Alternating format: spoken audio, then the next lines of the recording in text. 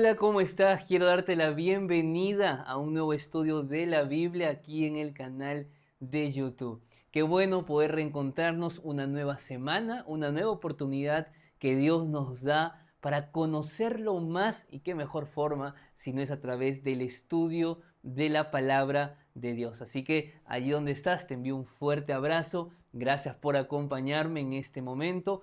Tú que vas a ver este video a lo largo de la semana, recuerda que todo momento siempre será un buen momento para estudiar de la palabra de Dios. Y durante estas semanas venimos estudiando el libro de Josué. Pero aunque esto parezca un poco extraño de decir, estudiar el libro de Josué no es el fin, en el sentido de que Josué era tan solo una figura de algo mucho más grande que vendría por delante. Por eso la lección número 10, que es la lección de esta semana, lleva por título El verdadero Josué. Por lo cual vamos a responder una pregunta. ¿Quién es el verdadero Josué? Es decir, ¿cómo nosotros podemos entender de que Josué apunta a un cumplimiento futuro? Por eso es que el estudio de esta semana vamos a descubrir algunos aspectos teológicos y al mismo tiempo algunos aspectos prácticos de cómo la vida de Josué hoy es importante para nosotros. Así que, como siempre, vamos a iniciar nuestro estudio orando a Dios. Allí donde estás, acompáñame, vamos a orar. Querido buen Dios y Padre, siempre será un buen momento para poder estudiar tu palabra, escuchar tus consejos, tus principios de vida, y que esta semana no sea la excepción. Que si hay alguien que en su corazón está lleno de dolor, lleno de angustia, lleno de pesar, que tu palabra esta semana pueda ser viva y eficaz. En el nombre de Jesús. Amén, Señor. Muy bien, para poder estudiar acerca del verdadero Josué, es importante definir algunos conceptos teológicos como es la tipología bíblica. Probablemente sea un término que no has escuchado o necesitas recordar, pero ¿qué significa tipología en la Biblia? Entonces aquí vamos a entrar al día domingo de la lección. Yo voy aquí a colocar el concepto básico, así que voy a necesitar que puedas tomar nota de esto y luego vamos a ir a entenderlo a la luz de la Biblia. ¿Está bien? Entonces, primero, ¿qué es la tipología bíblica?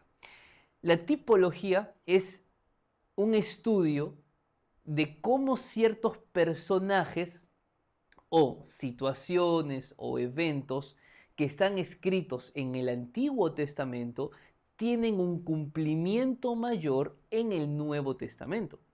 Entonces, a esos eventos, personajes, situaciones, instituciones puestas en el Antiguo Testamento, todo eso tiene un nombre y el nombre es tipo o figura o sombra. Esos son los nombres que se le da, siempre en el Antiguo Testamento.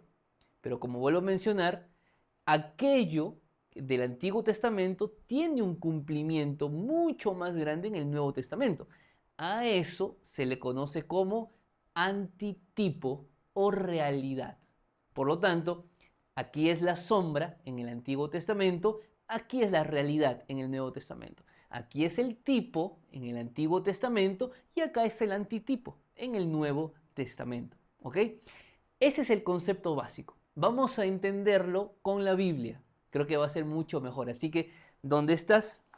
Vamos al libro de Romanos, capítulo número 5, y vamos a buscar el versículo 14.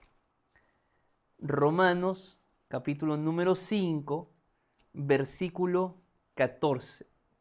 Dice la Biblia así: No obstante, reinó la muerte desde Adán hasta Moisés, aun en los que no pecaron a la manera de los de la transgresión de Adán, el cual es figura del que había de venir. Pregunto yo, Adán, su historia, ¿dónde está escrita? ¿Antiguo o Nuevo Testamento? Antiguo Testamento. Si es Antiguo Testamento, es tipo. ¿verdad? Por lo tanto, lo que el texto está diciendo es que Adán era una figura de algo más grande que vendría más adelante. Y entendemos nosotros a la luz de la Biblia, cuando leemos, por ejemplo, el versículo número 17, lo siguiente: si por la transgresión de uno reinó la muerte, refiriéndose a Adán, pues mucho más reinarán en vida por uno solo, Jesucristo. Es decir, Adán era una figura ¿de quién? De Cristo. Adán era la figura menor, Cristo era la figura mayor. ¿Dónde aparece la historia de Adán? Antiguo Testamento. ¿Dónde aparece la historia de Cristo, su ministerio? Nuevo Testamento. Esto es la tipología bíblica. Ahora, qué interesante, porque la tipología o la interpretación tipológica no la da un pastor. No es que yo decido dónde sí se puede interpretar tipológicamente y dónde no. Eso no funciona así. La interpretación tipológica lo da el texto mismo, de forma intencional. Y eso lo podemos confirmar, lo podemos corroborar mediante la revelación bíblica en su cumplimiento en el Nuevo Testamento. Vamos a ver otro ejemplo para entender lo que es la tipología. Es el caso de David. David, su historia está en el Antiguo Testamento. Por lo tanto, creemos que David es un tipo. ¿De qué? De alguien mayor que vendría en el Nuevo Testamento. Y ese es el antitipo. Ahora, vamos a ver algunos pasajes de la Biblia para ver si la historia de David se ajusta a la tipología bíblica. Entonces, vamos aquí al libro de al libro de los Salmos, capítulo 22. Salmo, capítulo 22, y voy a leer el versículo 1. La Biblia dice lo siguiente: Dios mío, ¿por qué me has desamparado? Esta expresión, David lo escribe, es un grito de dolor, es un grito de angustia, mientras David era perseguido por Saúl. David se sentía desamparado. Ahora, yo pregunto, ¿tú recuerdas otro pasaje en la Biblia, en el Nuevo Testamento, donde alguien dice: ¿por qué me has desamparado, Dios mío? Yo creo que sí. Antes de buscar esa respuesta, en el mismo capítulo 22 de Salmo, vamos a ir al versículo número 15. Y ahí el texto dice así: como un tiesto se secó mi vigor y mi lengua se pegó a mi paladar. ¿Qué está diciendo aquí? Que David tuvo sed. Siguiente, versículo número 16. La parte final dice así: desgarraron mis manos y mis pies. Versículo número 18. Repartieron entre sí mis vestidos y sobre mi ropa echaron suertes. Entonces, todas estas características que está diciendo el capítulo número 22, la suerte de las ropas, la sed, el desgarro de los pies y de las manos, el sentirse desamparado, ¿aplica únicamente a David? ¿Verdad que no? ¿Por qué no? Porque también aplica a Jesús. Y esto lo podemos corroborar cuando leemos el libro de Jeremías capítulo 23. Porque allí, en Jeremías capítulo 23, versículo 5, la Biblia dice así: vienen días, dice Jehová, en que levantaré a David renuevo justo y reinará como rey. Qué interesante, porque David ya había existido. Por lo tanto, aquí está hablando de un próximo David, un antitipo, una realidad del David que ya había reinado. Pero este rey sería un rey justo, que reinará, el cual será dichoso y actuará conforme al derecho y la justicia en la tierra. ¿Quién era ese entonces? Lo podemos corroborar cuando leemos, por ejemplo, la palabra de Dios en el libro de Juan, capítulo número 19, versículo 24. Y allí la Biblia dice así: entonces dijeron entre sí: no la apartamos, Si no, echemos suerte sobre ella, a ver de quién será. Y esto sucedió para que se cumpliera la escritura que decía, repartieron entre sí mis vestidos y sobre mi ropa echaron suertes. ¿Dónde estaba escrito esto? En Salmo. Y aquí te das cuenta lo que es la tipología bíblica. David muestra su sufrimiento, pero el sufrimiento de David era un tipo de un sufrimiento mayor que alguien tendría. Y ese alguien era Cristo Jesús. Por lo tanto, David es una figura, una imagen de Cristo Jesús. Entonces, ¿queda claro lo que significa tipología bíblica? Algo que sucede en el Antiguo Testamento, acontecimiento, evento, personaje, que tiene un cumplimiento mayor en el Nuevo Testamento. Tipología bíblica. ¿Ok?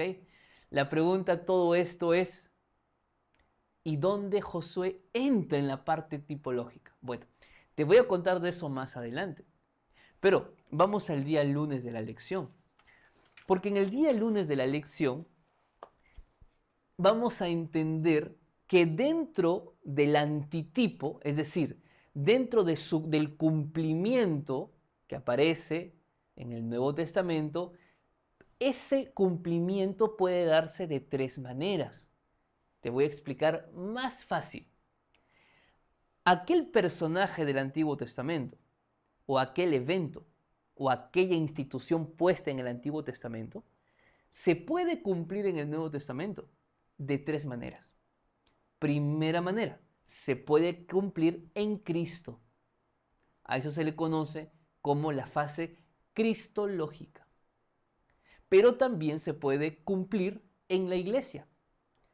A eso se le conoce como la fase eclesiológica. Pero también puede tener su cumplimiento en el tiempo del fin. Y a eso se le conoce como la fase escatológica. Es decir, en el Antiguo Testamento hubieron tipos o figuras o sombras que en el Nuevo Testamento puede cumplirse cristológicamente, eclesiológicamente y escatológicamente. Por eso la lección en el día lunes coloca tres ejemplos: Israel, el Éxodo y el santuario. Vamos a desarrollar esto para entenderlo. Va a ser muy importante que lo entiendas para poder hablar más adelante de Josué. Entonces, vamos a Israel. ¿Cómo Israel, el pueblo de Israel, la historia de la esclavitud, la historia de su liberación, la historia de su peregrinación, se cumple en Cristo? Vamos entonces a Mateo, capítulo número 2, y allí en Mateo 2 vamos a leer el versículo número 15. Mateo 2, versículo 15. La Biblia dice así: estuvo allí hasta la muerte de Herodes. ¿De quién está hablando? De Jesús. Jesús estuvo allí hasta la muerte de Herodes. ¿Para qué? Para que se cumpliera lo que dijo el Señor por medio del profeta cuando dijo: de Egipto llamé a mi hijo. Vuelvo a repetir: de Egipto llamé a mi hijo. Pregunto yo, hablando de Israel, ¿de qué lugar Israel fue liberado? De Egipto. ¿Hacia dónde fue Israel después de ser liberado? A la tierra prometida, a Canaán. Eso que aconteció en el Antiguo Testamento con Israel, lo que estamos entendiendo es que tiene su cumplimiento también en Cristo. Y claro que sí, porque estas palabras, de Egipto llamé a mi hijo, lo escribe Oseas. Y eso tú lo puedes leer en Oseas capítulo 11, versículo 1.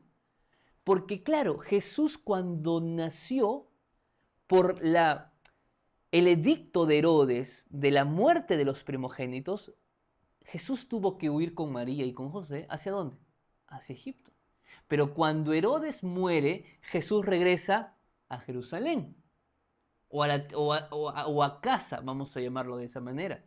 Por lo tanto, ¿qué significa eso? Que Jesús de una manera u otra, Jesús recorrió el trayecto que el pueblo de Israel también recorrió cuando salió de Egipto a la tierra prometida. Ahí te das cuenta que Israel tiene su cumplimiento en Cristo. Ahora, ¿de qué manera Israel tiene su cumplimiento en la iglesia? Para entender la fase eclesiológica. Vamos entonces al libro de Gálatas, capítulo número 6, y vamos a leer allí el versículo número 16. Gálatas capítulo 6, versículo 16. Y la Biblia dice así: a todos los que andan o anden conforme a esta regla, paz y misericordia sea a ellos y al Israel de Dios. Aquí Pablo llama a la iglesia cristiana Israel de Dios. ¿Por qué Israel de Dios? Porque la iglesia, al igual que el pueblo de Israel, peregrina. Porque el pueblo, al igual que Israel, camina rumbo hacia la tierra prometida. Israel caminaba hacia la Canaán terrenal. La iglesia camina ¿hacia dónde? Hacia la Canaán celestial. Por lo tanto, te das cuenta que Israel tiene su cumplimiento también en la iglesia, pero también tiene un cumplimiento para el tiempo del fin. A eso se le conoce como fase escatológica. ¿Y de qué manera? Pues tú puedes leer, por ejemplo, Apocalipsis capítulo 7, versículo 4 al 8 y el versículo 14, y hay un tema importante que es los 144.000. Ahora, yo pregunto, ¿a quién hace referencia esos 144.000? A los redimidos victoriosos, no de hoy, del tiempo del fin. Aquellos que estarán con Cristo por la eternidad. Al Israel espiritual que finalmente estará viviendo en la tierra prometida. Entonces ahí te das cuenta de que Israel, su historia, también tiene una aplicación ¿dónde? En la fase para el tiempo del fin. Entonces, ¿estás entendiendo lo que es un tipo y un antitipo? ¿Estás entendiendo ahora que el antitipo puede cumplirse cristológicamente, eclesiológicamente, escatológicamente? Muy bien, ahora voy a poner un segundo ejemplo, y el segundo ejemplo es sobre el santuario. Para entender esto, porque el santuario está escrito en el Antiguo Testamento, sus bases, su fundamento y sobre todo su propósito. ¿Cuál era el propósito del santuario? Cuando nosotros leemos el libro de Éxodo y nosotros vamos, por ejemplo, al capítulo número 25, versículo 8, la Biblia dice así: y levantarán un santuario y habitaré en medio de ellos. Yo pregunto, ¿quién tenía el interés de morar en medio del pueblo de Israel? Era Dios. ¿Quién quería estar en medio con ellos? Era Dios. Eso en el Antiguo Testamento. ¿Cómo el santuario ahora se cumple en Cristo? Bueno, vamos ahora al libro de Juan, capítulo número 1, y vamos a leer el versículo número 14. Y la Biblia dice así: y el Verbo se hizo carne y habitó entre nosotros lleno de gracia y de verdad. Y vimos su gloria, gloria como del unigénito del Padre. Qué interesante. El texto dice, y habitó entre nosotros. Por lo tanto, si el santuario era sinónimo de la presencia de Dios con su pueblo, Cristo, al habitar en medio de nosotros, Cristo se convirtió en el verdadero santuario que su pueblo necesitaba. Entonces pregunto, ¿la figura de Cristo, o mejor dicho, el santuario, se aplica a Cristo? Sí. Ahora, ¿el santuario tendrá alguna aplicación en la iglesia? En la fase eclesiástica o eclesiológica. Bueno, vamos a ver Gálatas capítulo número 6 y vamos a leer, o disculpen, Primera de Corintios capítulo número 3 y vamos a leer el versículo número 16. Primera de Corintios, capítulo número 3, versículo 16. La Biblia dice así: ¿acaso no sabéis que sois templo de Dios y que el Espíritu de Dios está en vosotros? Qué interesante también, porque lo que el texto dice es que somos un santuario. ¿Por qué somos un templo? Porque Cristo está en nosotros, porque su Espíritu mora en nosotros. Por eso hay una necesidad de cuidar nuestro santuario, de cuidar nuestro templo. Entonces, eclesiásticamente, somos un templo, somos un santuario y la presencia de Dios debe morar en medio nuestro. Aquí te das cuenta que eclesiásticamente el santuario también se aplica, se entiende. Ahora, escatológicamente, pues bueno, en el libro de Apocalipsis tú vas a encontrar 7 referencias acerca del santuario. Pero la más importante, que resume las 7, es lo que dice Apocalipsis, capítulo número 21, versículo número 22. Vamos allí. Apocalipsis, capítulo número 21, versículo 22. Y la Biblia dice así: en ella, hablando de la Nueva Jerusalén, no vi templo, porque el Señor Dios Todopoderoso es su templo y el Cordero. ¿Qué está diciendo aquí la palabra de Dios? Que así como antes del pecado, Adán y Eva podían conversar con Dios de manera directa, en el tiempo de la restauración de este mundo, cuando todo se ha hecho nuevo, también volveremos a conversar con Dios directamente, porque siempre fue el deseo de Dios morar entre nosotros. Ya no va a haber necesidad de un templo físico, de un edificio, de una construcción como tal. ¿Por qué? Porque Dios es el verdadero templo, es nuestro verdadero santuario. ¿Ok?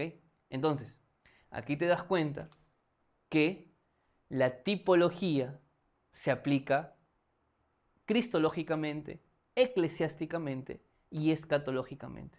¿Ok? ¿Estamos bien hasta aquí? Vamos al día martes de la lección.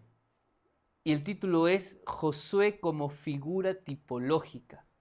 Y aquí vamos a ver la relación primero de Josué con Moisés. ¿Por qué? Porque Josué no solamente fue el sucesor de Moisés, sino que de hecho Josué tiene algunas características similares a Moisés. Una de ellas, por ejemplo, fue su llamado. Ambos fueron llamados por Dios, pero llamados para cuidar y atender y ser responsables de un mismo pueblo, pero con un mismo objetivo, que era llevarlos a Canaán.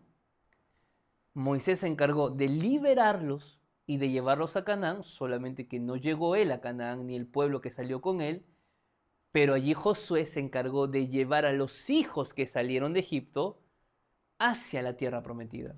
Entonces allí tú ves una relación de Moisés con Josué, pero hay una segunda relación, y es que, por ejemplo, cuando tú lees Números capítulo 13, versículo número 1, ves a un Moisés que envía a 12 espías para saber qué hay en esa tierra que fluye leche y miel.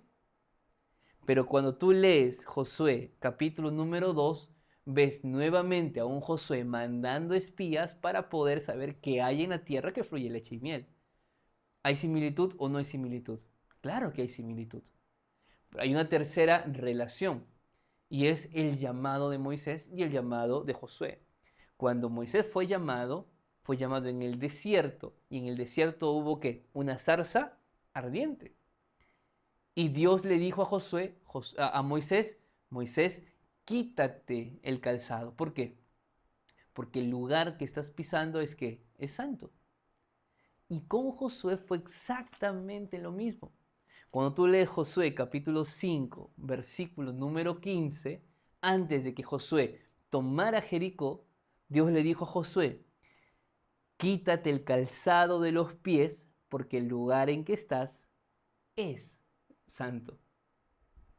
Aquí te das cuenta que Josué tiene muchas características de Moisés, Pero si hablamos específicamente de Moisés, Moisés también es un tipo del antitipo. Moisés es también una figura, una sombra de algo mayor. ¿Cuál es eso mayor? Bueno, entendámoslo leyendo Deuteronomio, capítulo número 18, versículo número 18. Deuteronomio 18, versículo 18. La Biblia dice así: un profeta como tú les levantaré en medio de sus hermanos. Eso era la promesa que Jehová le estaba haciendo a Moisés, que un profeta como él, como Moisés, Jehová le daría al pueblo. Un profeta que, dice Jehová, pondré mis palabras en su boca y él les dirá todo lo que yo le mande. ¿Quién sería ese profeta que sucedería a Moisés y que sería tan igual o mejor que Moisés? Cuando nosotros leemos la parte final de Deuteronomio, y me refiero a Deuteronomio capítulo 34, versículo número 10, la Biblia dice lo siguiente: que nunca más se levantó un profeta en Israel como Moisés. ¿Qué significa eso? Que todos los que pasaron después de Moisés, ninguno era aquel profeta que Dios le había prometido al pueblo. Hasta que llegamos al Nuevo Testamento. Porque en el Nuevo Testamento aparecen los antitipos. Y en el Nuevo Testamento hay una conversación que surge en Juan capítulo 1, versículo 21. Y esta conversación surge cuando los discípulos de Juan el Bautista van hacia Jesús. Y van y le preguntan a Jesús y le dicen: ¿eres tú Elías? ¿Y cuál fue la respuesta de Jesús? Jesús dijo: no, yo no soy Elías. Entonces le preguntan por segunda vez: ¿eres tú el profeta? No está diciendo si él era un profeta. No, ¿eres tú el profeta? ¿De quién estaban hablando ellos? Del profeta que Dios le había prometido a Moisés. Ahora, ¿era Jesús ese profeta como los discípulos de Juan el Bautista así lo llamaron? ¿Era Jesús aquel que esperaban? Entonces leemos ahora Hechos capítulo número 3, versículo 22. Y veamos qué nos dice. Hechos 3:22. Pues Moisés dijo a los padres: el Señor vuestro Dios os levantará profeta de entre vuestros hermanos como a mí. A él os oiréis, o a él oiréis en todas las cosas que os hablé. Y el versículo 26 dice lo siguiente: a vosotros primeramente Dios, habiendo levantado a su Hijo, lo envió para que os bendijera, a fin de que cada uno se convierta de su maldad. Por lo tanto, ese profeta que habló que llegaría, que Jehová le dijo a Moisés, ese profeta que preguntaron los discípulos de Juan el Bautista, ese profeta era Cristo Jesús. Por lo tanto, Moisés se convirtió también en un tipo de algo mayor, y ese alguien mayor era Jesús. En toda esta historia aparece también Josué. Porque si algo podemos ver en Josué es que Josué termina el ministerio de Moisés, de llevar al pueblo a la tierra prometida. Pero Josué, su nombre, tiene la misma raíz del nombre de Jesús. Yehoshua o Joshua y Jesús. Y ambos significan Jehová salva. La misión de Josué fue completar la obra iniciada por Moisés y llevar al pueblo a la tierra prometida.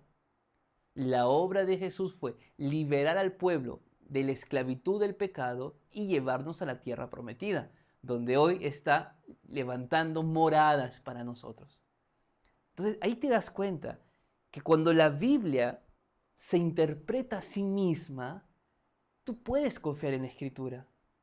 Tú puedes confiar en lo que está allí. Porque qué maravilla es que un libro tan especial, lo que está escrito en el Antiguo Testamento, pueda tener su cumplimiento en el Nuevo Testamento. A nivel cristológico, eclesiológico, escatológico. Cuando ves a Moisés, puedes ver a Jesús. Cuando ves a Adán, puedes ver a Jesús. Cuando ves a David, puedes ver a Jesús. La pregunta es, ¿y cuando ves a Josué? Josué es también un tipo o un tipo de Jesús, ¿sí o no? Por eso el día miércoles de la lección lleva por título El verdadero Josué como antitipo. Y para entender esto, vamos a leer Hebreos capítulo número 3. Porque allí, en Hebreos capítulo 3, está uno de los textos más conocidos por nosotros. Y me refiero al versículo número 15. Hebreos 3:15 dice lo siguiente.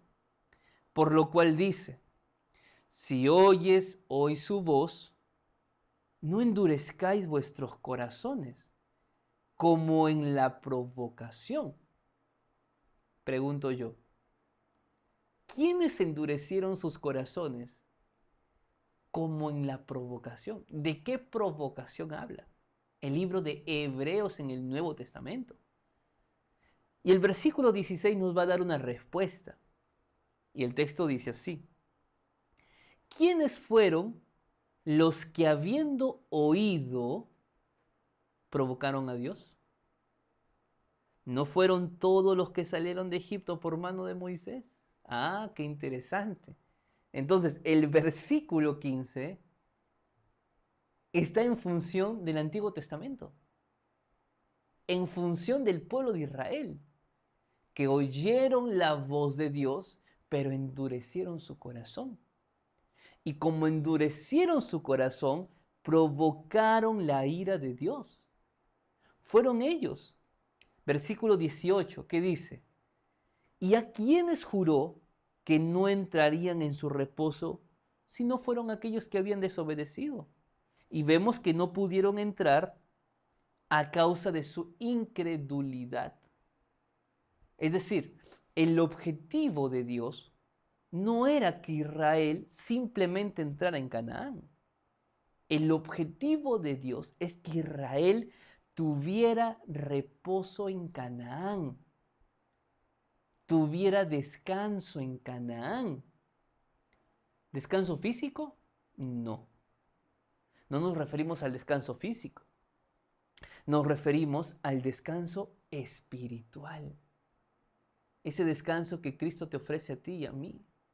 El descanso de poder vivir cada día por la gracia de Dios, aceptando ser salvos, comprendiendo que la salvación no son por nuestros esfuerzos ni por nuestros méritos, sino por vivir cada día dependiendo de Dios. Israel no lo entendió. Israel llegó a Canaán. Dios prometió lo que había dicho, pero Israel jamás tuvo descanso, porque vivían en guerras, porque vivían en pecado, porque vivían en cautiverios. ¿A causa de qué? De su incredulidad, de su falta de fe, de su falta de confianza en Dios. Dios quiso que Israel reposara. Y aquí el versículo número 8 dice lo siguiente. Y voy a leer Hebreos capítulo 4, versículo 8. Si Josué les hubiera dado el reposo, no hablaría después de otro día. Por tanto, queda un reposo para el pueblo de Dios. En resumen, ¿qué dice el texto bíblico? Primero, Dios quería que Israel, a través de Moisés, entraran en el reposo de Canaán. Eso fue el objetivo. Ahora, otra enseñanza es que Josué los lleva a Canaán, pero no encontraron reposo. ¿Por qué? Por su pecado, por su falta de fe, por su incredulidad. La esperanza es que nosotros aún podemos entrar en el reposo si nos acercamos confiadamente al trono de la gracia en Cristo Jesús. Por lo tanto, aquí está la fase cristológica de Josué. Así como Josué pudo dar un reposo, no fue el reposo final, no fue el reposo absoluto, porque el reposo absoluto únicamente lo da ¿quién? Cristo Jesús. ¿Cuándo? Cuando lo aceptamos en nuestro corazón. Por tanto, en la lección del día miércoles nosotros podemos entender que Cristo hoy quiere invitarte a descansar. Tú puedes estar muy cansado, pero el cansancio que más agota al ser humano es el cansancio emocional. Porque físicamente puedes sentirte saludable, físicamente puedes tener mucho, puedes tener una buena posición en el trabajo, puedes tener una buena casa, un buen auto. Físicamente las cosas pueden andar bien. Hasta puedes sentirte cansado físicamente, pero lo que más agota es cuando emocionalmente estás destruido. Cuando emocionalmente no tienes un futuro, no tienes una perspectiva de vida, un propósito, no eres feliz. Y en ese contexto Cristo te dice en primer lugar, no tienes que continuar viviendo cargando culpas de tu pasado. Si no, no vas a poder descansar en el reposo que Cristo te ofrece. Ya no vivas más de tu pasado. Pasado es historia, pasado es lección, pasado es experiencia, pero no puedes sentenciar tu vida por lo que ha pasado. Cristo te invita a que puedas dejar de vivir sin culpa. Deja de culparte por lo que pasó. Deja de culpar a tu esposo, a tu esposa, a tu familia, a tu jefe, a tu trabajo. Deja de culparte. Vive en el reposo de Dios. Vive tranquilo en Cristo Jesús. Es lo que Él te ofrece hoy. ¿Qué más significa descansar en Cristo? Significa que el valor de tu vida no está definido por tu pasado, por tu historia, por tu crianza, por tus experiencias, sino que el valor de tu vida está definido por lo que Cristo hizo por ti en la cruz del Calvario. Y Él murió por ti, entregó su vida. ¿Para qué? Para que tú seas feliz, para que no vivas llorando, para que no vivas angustiada por las cosas de la vida. ¿Te das cuenta? Hoy puedes tú entrar en el reposo de Cristo. Que aunque el mundo está en crisis, nuestros países están en crisis, puedes tener un corazón en paz al saber que Cristo está gobernando y dirigiendo la historia de este mundo. Por lo tanto, es posible descansar en Cristo Jesús. Vamos al día jueves de la lección. En el día jueves vamos a ver de qué manera Josué tiene una implicancia eclesiástica y también escatológica. Vamos a la primera parte, eclesiásticamente, de qué manera la historia de Josué se aplica a nosotros. Y aquí te vas a dar cuenta que todas las batallas de Josué, las guerras liberadas por Josué, eran tan solo una imagen de la guerra que hoy la iglesia de Dios vive. Porque la iglesia de Cristo tiene enemigos y la iglesia de Cristo tiene un campo de batalla. No es Jaí, no es Jericó. Nuestros enemigos no son otros pueblos, no son otras iglesias, no son otras naciones. Mira, vamos a leer por favor el libro de Efesios, capítulo número 6, versículo 10. Efesios capítulo 6, versículo 10. Y allí la Biblia dice lo siguiente. Por lo demás, hermanos míos, fortaleceos en el Señor y en su fuerza poderosa. Yo pregunto, ¿la iglesia hoy no necesita fuerza de Dios? Tú como cristiano, ¿no necesitas fuerza para seguir adelante? El problema es que a veces creemos que la fuerza nace en nuestra mente. No, la fuerza viene de Dios. La fuerza la da Cristo. Porque si hay alguien que tiene el poder de hacer posible cualquier cosa que humanamente ante tus ojos es imposible, es Dios. Porque Él es el Dios todopoderoso. Fortalécete en el Señor. Y Pablo dice, vestíos de toda la armadura de Dios. Me gusta mucho esta expresión.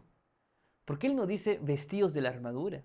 Él dice vestíos de toda la armadura. Es decir, no es posible vivir en una batalla espiritual sin toda la armadura. Ese todo cambia todo. Porque Él dice, para que podáis estar firmes contra las acechanzas del diablo. Porque nuestra lucha no es contra sangre y carne, sino contra principados, contra potestades, contra gobernadores de las tinieblas de este mundo, contra huestes espirituales de maldad en las regiones celestes. ¿Qué está diciendo aquí Pablo? Que las guerras que hoy liberamos son guerras espirituales.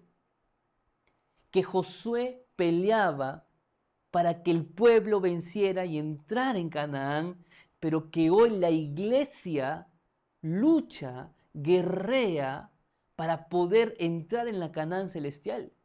Que mientras que Josué peleaba con Jericó, con Jai, con los jebuseos, con los jerjeseos, la iglesia hoy pelea contra principados, contra potestades, contra enemigos demoníacos, porque nuestra lucha es contra Satanás. El gran problema es que estamos viviendo en una guerra espiritual, pero estamos vestidos de civiles, no de soldados. Y si tú vas vestido de civil en una guerra, vas a morir. Y no eres soldado solo porque dices ser soldado. Nadie pasa de civil a soldado solo porque dice que ya es soldado. No. El que pasa de civil a soldado es porque ha sido entrenado. Pero es triste ver que simplemente a veces nos jactamos de tener un rótulo de pueblo de Dios, un rótulo de iglesia verdadera, pero no estamos entrenándonos diariamente para poder vencer en la guerra espiritual. Nos colocamos detrás de un nombre, de una iglesia, de un nombre, de una familia, y pensamos que es suficiente. Cuando la verdad es que mientras no nos entrenemos diariamente, vamos a caer, vamos a pecar. Hoy tú y yo, querido amigo, si queremos vencer, tenemos que ser como Josué, fieles a Dios. O claudicas o sigues a Dios. Pero como dijo Josué, pero yo y mi casa serviremos a Jehová. ¿Qué es eso? Fidelidad a Dios. No importa el momento, no importa la circunstancia, tú eres fiel a Dios, pase lo que pase. Josué era un hombre fiel, era un hombre obediente.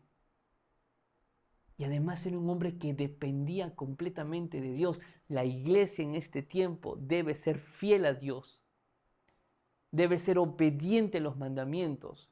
Y debe ser siempre dependiente de su Creador.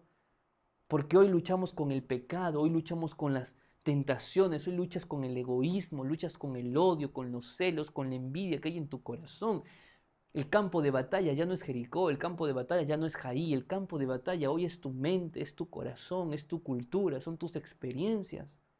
Allí hay que vencer, no por nuestra fuerza, sino por entrenarnos diariamente. ¿Cómo? A través del estudio de la palabra, a través de la oración, a través de la testificación. No lo digo yo, lo dice Efesios capítulo 6, versículo 10 en adelante.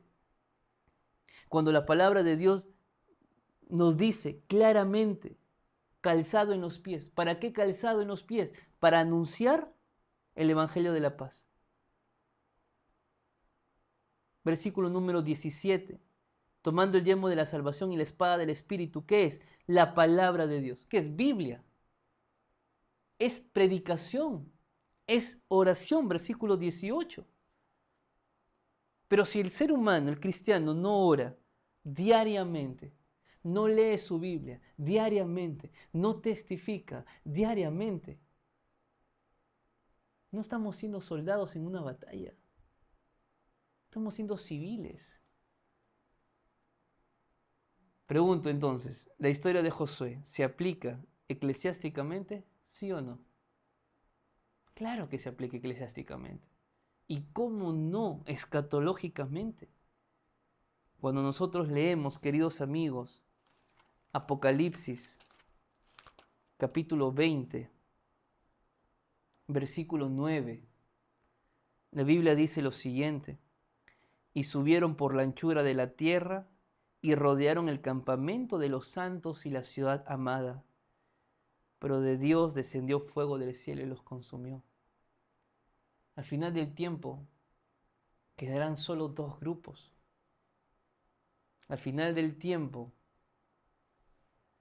habrá un Armagedón después de los 1000 años.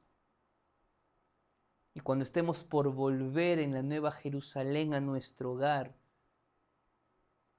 Satanás intentará por última vez un ataque a la nueva Jerusalén.